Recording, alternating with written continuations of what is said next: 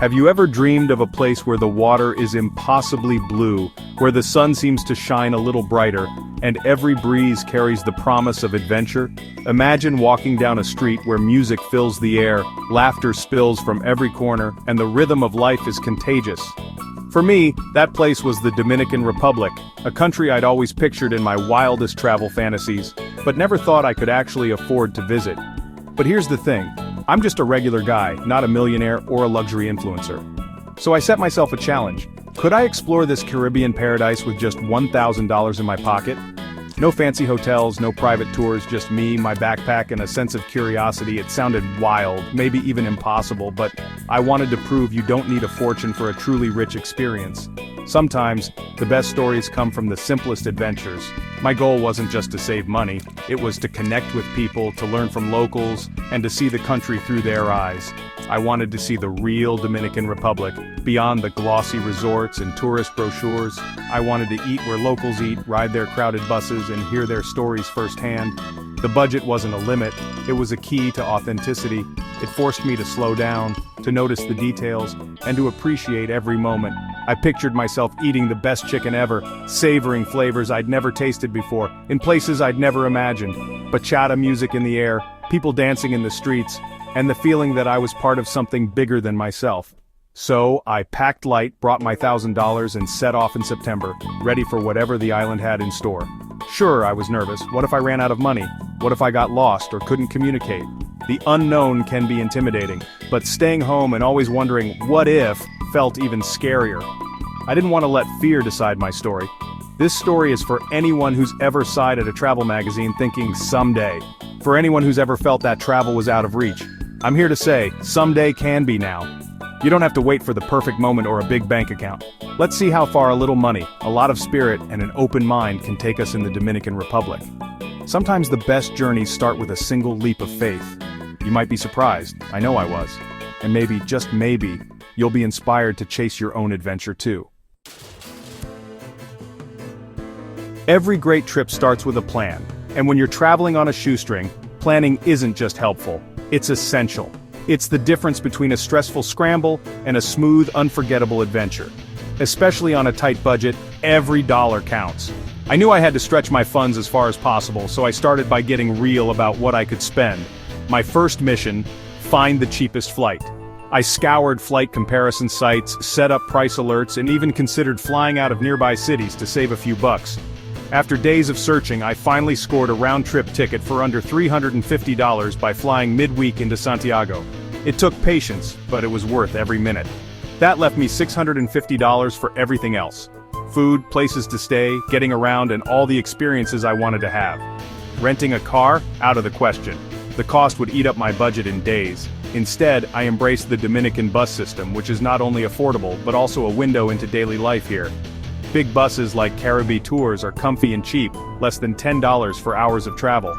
They're reliable, air-conditioned, and connect most major cities. For short trips, I hopped on guaguas, minibuses that cost less than $1 and are full of local life. Squeezing in with locals, I got to see the real Dominican Republic up close. My plan was simple, start in Santo Domingo, the vibrant capital, and soak in its history and energy. Then I'd bus north to Puerto Plata, chasing the sun and the sea. Maybe, if the budget allowed, I'd make it to Samana for waterfalls and whale watching. I mapped routes, checked prices, and made sure I had options for every leg of the journey. I set a daily budget of $40, tracking every peso and prioritizing what mattered most. Experiences over souvenirs, street food over fancy restaurants. Having a blueprint didn't restrict me, it freed me to focus on the real adventure. With the basics covered, I could let curiosity lead the way. The key was flexibility and a willingness to go with the flow.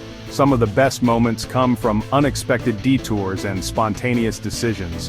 With my plan in place, I was ready to dive in, open to whatever the island had in store. The anxiety of running out of money faded, replaced by excitement and a sense of freedom. I was set to discover the people, the food, and the stories that make the Dominican Republic unique. I wanted to experience the heart of the island, not just see it from a distance. Sometimes the best adventures start with a spreadsheet, a little courage, and the willingness to let the journey surprise you. On a budget where you sleep matters, forget fancy hotels. I wanted places with soul. In Santo Domingo's colonial zone, I found a guest house run by Elena who made coffee and shared stories every morning. My simple room cost $25 a night. In Las Terrenas, I stayed with a local family for $15 a night, sharing meals and laughter despite my broken Spanish. These stays weren't just cheap, they were windows into real Dominican life. I became part of the neighborhood, buying bread at the bakery and greeting the fruit vendor. Staying local plunged me into the culture. It was the best deal on the island. Sometimes the simplest bed gives you the richest dreams and the warmest welcomes. Let's talk about the food, because in the Dominican Republic you can eat like royalty on a budget. Skip the tourist spots, find the comedores, local eateries serving the plato del dia.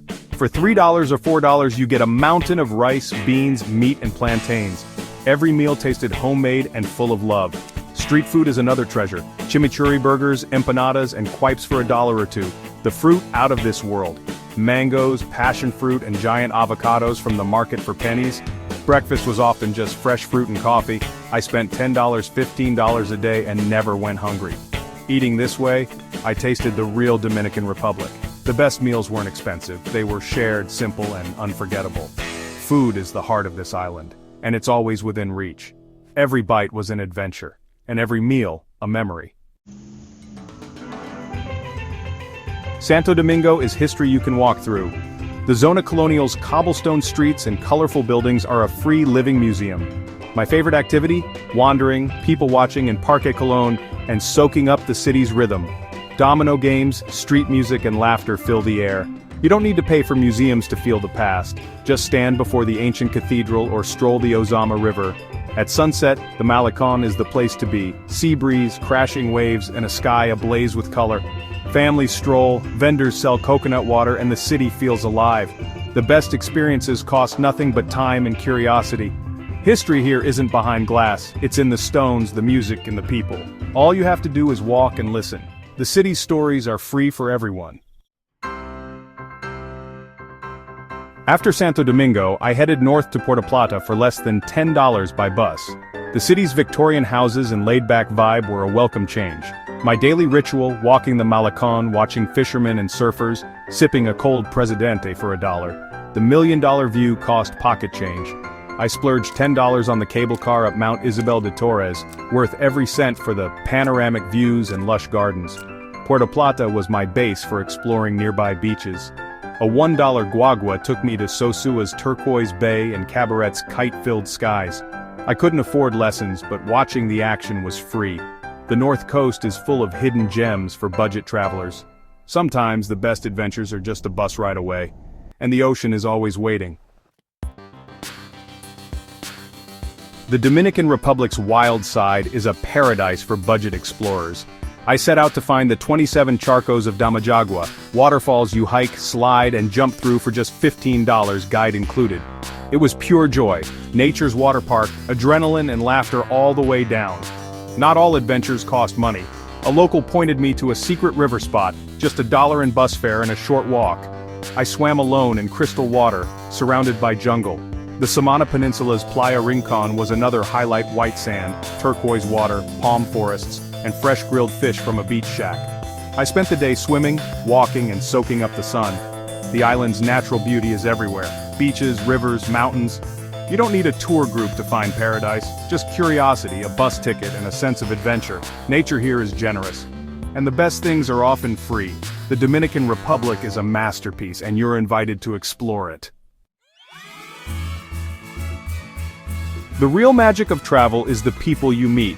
It's not just about the places you see or the photos you take, but the connections you make along the way. Every journey is shaped by the faces you encounter and the stories you share. The Dominican Republic's greatest treasure is its warmth. The sun may shine bright, but it's the people who truly light up the island. Their smiles are genuine, their welcomes heartfelt, and their laughter infectious. My budget forced me to interact, ask for help, and open up. Instead of hiding behind tour groups or fancy hotels, I found myself reaching out, learning to trust strangers, and discovering the kindness that lives in every corner. One day, lost in a small town, a fruit vendor walked me to the bus stop, refusing any thanks but a smile. That simple act of generosity reminded me that sometimes, the best guides are the people you meet by chance. Compliment a cook, and you might get a free dessert and a new friend. Food isn't just nourishment here, it's a way to connect, to share stories, and to build bridges between cultures. In a Commodore, I was more than a tourist. I was a guest at the table. Meals stretched into hours filled with laughter, conversation, and the feeling of belonging, even far from home. Music is everywhere, bachata in the parks, merengue in the streets. The rhythms invite you in, whether you know the steps or not, and soon you find yourself swept up in the celebration. One night an old man pulled me into a dance. I stumbled, we laughed, and for a moment, I was part of the celebration. It didn't matter that I was a stranger, I was welcomed like family. These moments, shared meals, kindness from strangers, dancing in the street, are what I'll remember most. They're the stories I'll tell long after the trip is over. The Dominican Republic welcomes you with open arms. Here, hospitality isn't just a custom, it's a way of life, and every visitor is treated like an old friend. It's a place where connection is easy and joy is contagious. Even a simple walk down the street can turn into a celebration, a conversation, or a new friendship. The friendships I made were worth more than any souvenir. These bonds, built over shared experiences and open hearts, are the true treasures I'll carry with me. Travel isn't about the sights, it's about the people, the conversations, the laughter, the moments of understanding that cross language barriers and cultural divides. And here the people are unforgettable. Their stories, their kindness, and their spirit stay with you long after you leave. Every smile, every story, every dance step, these are the true riches of the island. They're the memories that make travel meaningful. I arrived with a budget, unsure of what I'd find or who I'd meet. I left with a heart full of memories, richer in ways I never expected, and grateful for every connection made. And friends I'll never forget, proof that the best souvenirs are the ones you carry in your heart. My last night in the Dominican Republic, I sat on the beach, a few pesos left, heart full. I'd done it, 2 weeks, $1,000, and a lifetime of memories. The budget wasn't a chain, it was wings. This journey taught me that adventure is about openness, not money. The world is full of good people and simple joys. If you enjoyed this story, I'd be grateful for your support.